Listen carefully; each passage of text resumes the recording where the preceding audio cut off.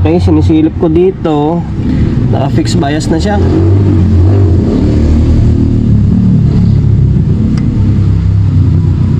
Grabe. Ano nilagay dito? Parang toke. Brown, black, red, toke. Oh, toke yung nilagay dito.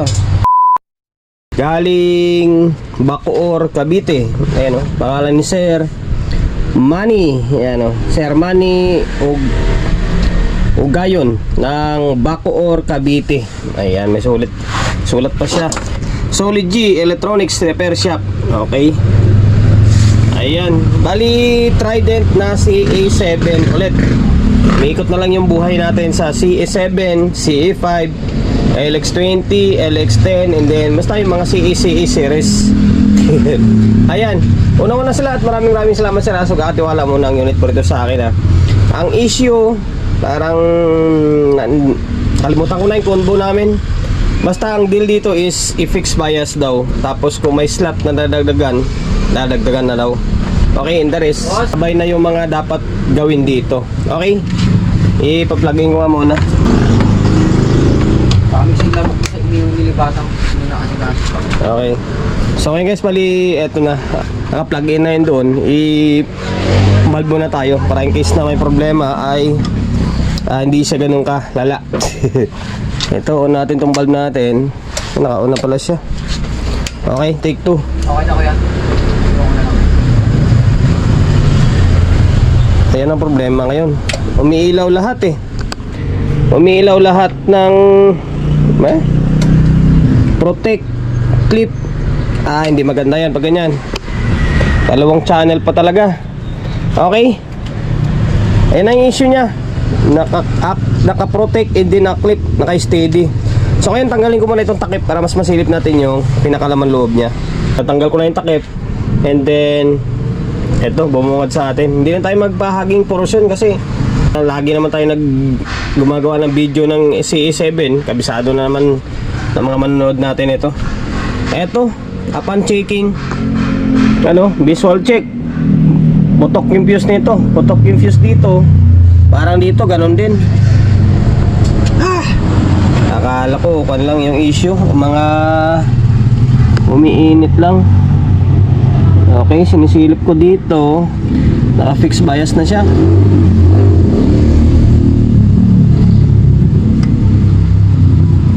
Grabe. Ano nilagay dito? Parang toke. Brown, black, red, toke. Toke yung nilagay dito. Okay. Putok yung fuse, dalawa. Dito and then dito. Kaya ang mangyayari talaga dyan is iilaw talaga yung pati clip dyan. Kasi nga tabingi na yung mangyari. Nagiging tabingi yung linya. Kung either yung isang fuse is buo, yung isa is bumigay, magkiklip yan kasi tabingi yung voltahe. Ngayon, ang alamin natin kung bakit pumutok yung fuse, yan yung hanapin natin. Kasi nga sila ni bossing ng mag-fix bias dito. Parang toke ang nilagay nila. Dalawang 1K na naka-series. Okay, so ngayon baklasin ko muna. Dalawang channel na. Okay, stay tuned lang muna kayo. Baklas ko na yung board. Channel 2 yung una kong binaklas. Ito, na-check ko ito. Sira itong MOSFET na 50 and 20. 50 and 20 sira ito. Kaya pumutok siguro itong fuse dahil shorted oh. Itong isa is good. Malamang sana walang sira dito sa may mga output. Okay, palitan muna natin ito. Tapos try natin kung may sira pa dito. Baka mataas masyado yung bias na nalagay siguro dito. Umiinit ng todo hanggang sa nasira. Okay, baklasin ko muna ito. Napalitan ko na ng MOSFET. Ang nilagay ko ay IRF na 250. Ayan. Okay. Ngayon, binunot natin itong channel 1. Focus naman na tayo sa may channel 2. And then, tingnan nyo kung ano mangyari.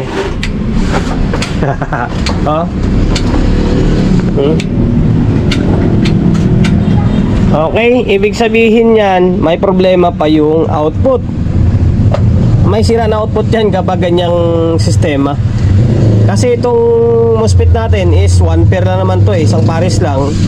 Buo ito, buo rin yung kabila. It means may problema yung output. Ngayon, ang mangyari nito, magbabaklas tayo ng buo. Baklasin natin ng buo ito dahil alam niyo kung bakit? Yung bloke is nakadapa. Hindi siya yung patayo pala siya, hindi siya yung pahaba na pwede mong iangat. Ito nakatago ito. Nakatago ito. Ang gagawin mo, angat mo talaga or baklasin mo lahat 'yan. Kasi hindi mo maangat 'yan, oh. Para ma-check sana pa isa-isa. Baklas and then troubleshoot ko na. Or na-check ko na yung mga output. Bali tatlong output yung nadali. Ito and then ito dalawa. Dalawa sa kabila, isa sa kabilang side. Ayun, pakita ko sa inyo. Malamang ito tinamaan pa yung amplifier nito pag ganito. Ayan, oh. Ayan, short. Dito short din to. Ano, shorted din, oh. Ito short din to. Ayan. Ngayon, tanggalin muna natin to. Tanggalin ko ito and then balik ko yung mga bloke. Pwede natin testing yan kahit na wala itong dalawa na to. Naibalik ko na yung mga bloke. Medyo hassle lang talaga yung bloke na to. Itong patayo, ang tagal. Ayan, naibalik natin. Tapos yung isang bloke dito open. Na-open itong isa. Ano ba yun? Ito, na-open siya. Pinalit natin yung ganito. Ayan, tapos tinanggal natin yung sira na output. Dito, dalawa. Tapos isa dito. Ayan, isa dito, dalawa dito. Ngayon, tingnan natin kung magiging normal na siya or kakaroon ng bias. And then, yung fixed bias pala, pinalitan ko na. Yung nilagay nila is 2K yun eh. Ang labas nun, halos wala ng bias. Ayan, medyo nahirapan ako kasi kinutkot nila. Yung linya, nagaganda, putol na. Yan, yung nilagay natin is 2.7 tapos 150. Ang labas niyan is 2850 ang labas niyan. Ayan, 2.7 tapos 150. Ngayon, tingnan nyo sana wala ibang problema. Hindi na umilaw. Hindi magre-relay ito kasi walang supply ng relay. Okay. Ito. Ayan, good siya. Ina talaga itong panginang ko. Lahat na naabot niya, sinusunog niya. Yan na, nasa 0.3 siya, oh. Oh. Nasa 0.3. So okay lang nasa 0.3 ito kasi dadagdagan naman natin yung output nito eh. Yung slot na kulang na isa is dadagdagan natin. Okay. Ayan. Nagiging goods na. Ngayon, next move na gagawin natin ay balik natin to sa heatsink. Pwede na ibalik ito. Tapos, dagdag tayo ng output. Dadagdagan natin ng output. Kaso, mangyari dito, siyempre yung kontrata natin is for repair lang. Hindi natin na... Kasi yung package ko kasi doon is medyo mababa. Eh, siyempre may mga sira na parts to. Lalong 1, 2, 3, tatlo. Tapos yung MOSFET sira. Isang MOSFET sira.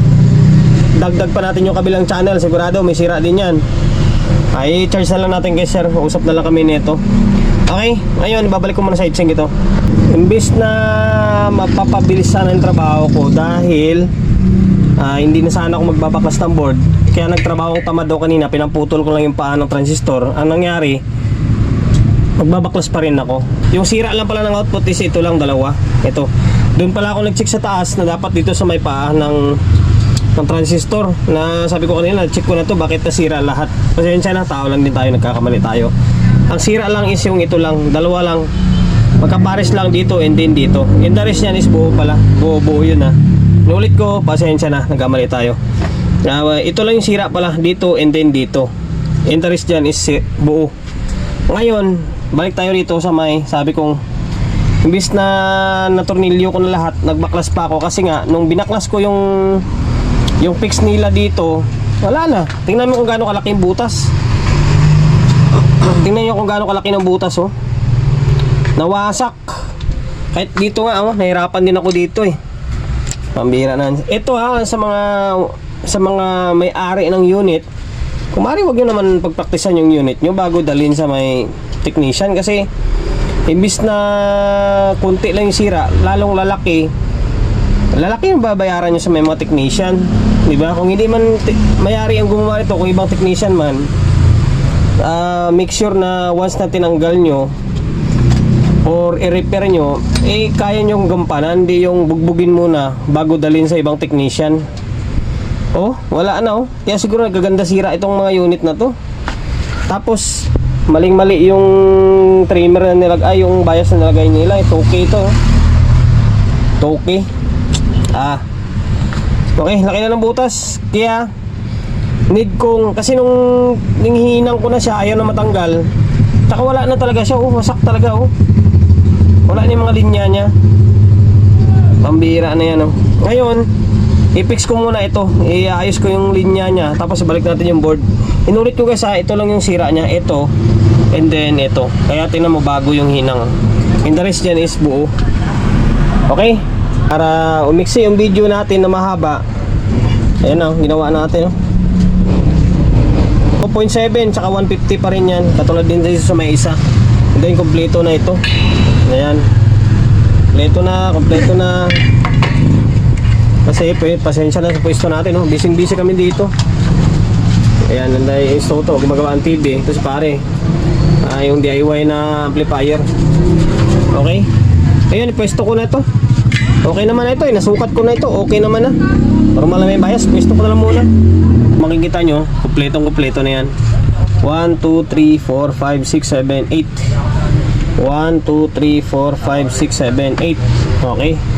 Yung sa may last na ginawa natin pala, dalawa lang pala nasira. Ito, and then yung kapares niya. Okay, kompleto na. Naka-fixed bias na yan 2.7 and then 150 yung nilagay natin na value. Tapos dito, isa, sira yung MOSFET. Ngayon, dito, buo naman. Okay, tingnan natin. Wala nang protect ko. Nag-relay, parehas, dalawa. Nailaw.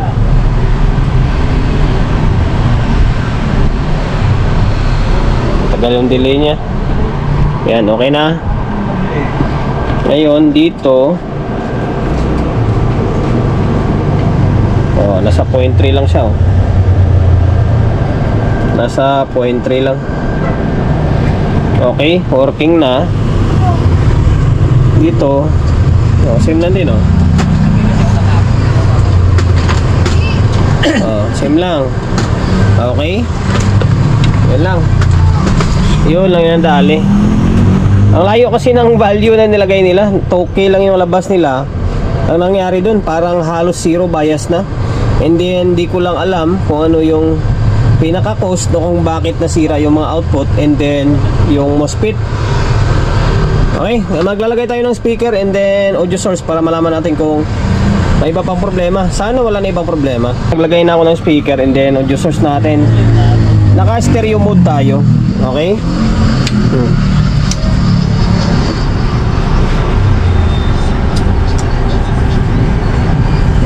Sana wala na yung problema na iba. Sana magkaroon ng audio ito. Okay? Normal mode. Yan. May audio Channel 1. Wala yung channel 2. Ay channel 2. May tumatawag pala. Teka lang, may tumatawag. Tumawag pala. Balik, channel 2 tayo. Yan. Yan, channel 1. Nabi bumira. Okay, ngayon to 20 natin para masabi na okay na talaga. Okay, naka 20 na yun doon. Bahala ka dyan. Okay.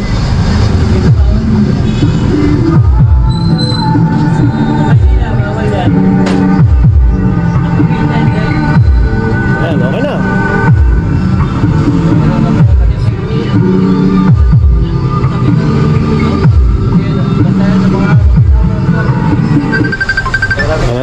tumatawag na naman. May tumatawag na naman. Lala ka dyan. Ngayon, bali, gagawin natin. Ito. Okay na, kasi may tumatawag sa cellphone natin. Hindi naman tayo makapag-audio na yan. Okay na, bali, ang kulang na lang is tornilyo na lang. Ayan. Balikan ko yung mga ginawa natin. Sira yung transistor. Bali, dito, 2, 3, tapos isang diode. Ay, dito pala, isang diode, isang MOSFET. Bali, 3 transistor dito, isang MOSFET. Dito naman is 2 transistor. Tapos na fixed bias tayo. Inulit ko 2.7K tapos 150 ohms. Ayan. Okay. Sir from Dasma. Ay, hindi, Bacoor. Sir Manny ng Bacoor, Cavite. Okay na yung Trident na CE7 mo. Maraming salamat sa pagkakatiwala mo ng unit mo rito sa akin ha. Yan, promotion bago tayo magtapos, syempre shop natin 8 AM to 8 PM araw-araw. Yan, Soligy Electronics Repair Shop. Yan, along sa Uyo, Quezon City, number 61, Don Julio Gregorio Street, sa Uyo Road, sa Uyo, Quezon City. Social media pages natin, so kung hindi pa nakapag-follow, paki-follow, and then syempre paki-share ng video natin sa my Facebook, YouTube channel. So kung hindi pa nakapag-subscribe, paki-subscribe, like, share, and then syempre paki-hit na bell button sa gilid para updated ka sa mga susunod na video na i-upload ko. Ingat, God bless, and then peace atin lahat.